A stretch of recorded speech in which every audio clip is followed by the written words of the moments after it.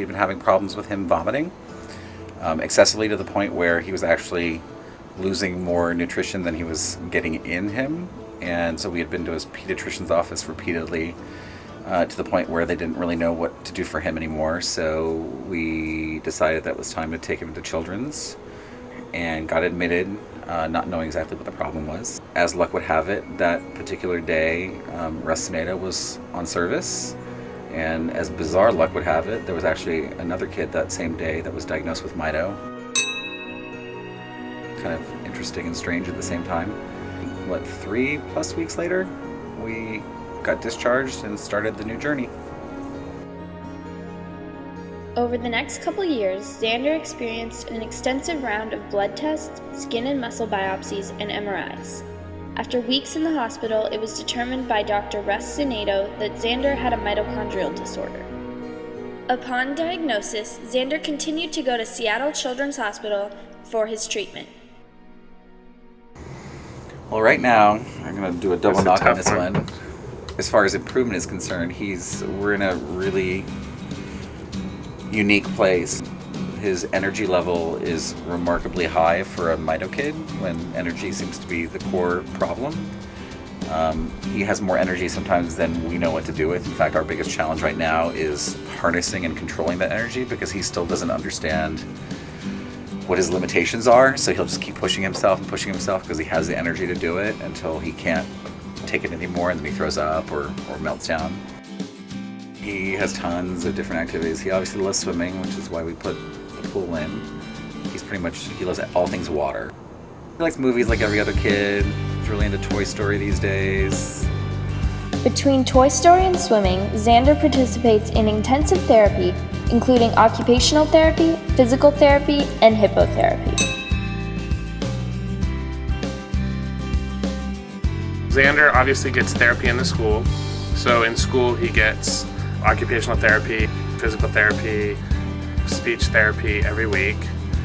And then in private therapy he gets an hour of occupational therapy, an hour of physical therapy, and then he gets an hour of hippotherapy. Ready? Oh, I got it! Alright, He's got a good, if you average it out, probably 2 hours a day of therapy Some that he sort of does. therapy, Yeah, every day of the week. Therapies all, to him, seem like fun. Right? None of them feel like work to him, at least not at this point. I'm sure when he's 9, 10, 11 years old, he'll be like, screw this, I don't want to do this anymore.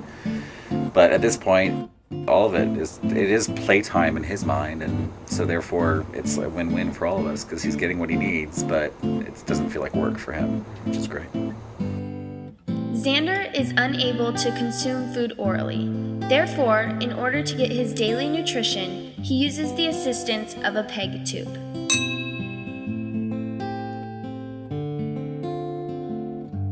He gets 5 boluses of formula a day. With each of those boluses, he gets a couple syringes of food.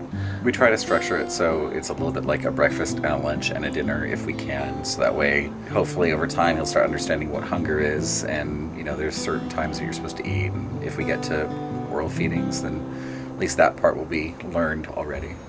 As far as Xander's future goes, one day at a time is our motto as far as his future is concerned. We live for the day. And I think when you talk to a lot of parents with mitochondrial kids, day to day is the most important thing. I mean, it sounds very cliched. And the most important thing we want is for him to be happy. That's our sole goal, is that he's happy. Stand by me. So darling, stand by me. Oh, stand by me. Oh, stand by me. Stand by me.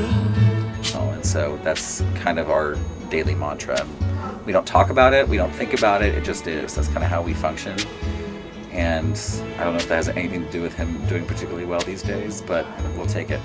We don't care how it's happening, it's happening. Right. He could go, it could go any way, and so we just enjoy the now. Take the now, yeah, absolutely.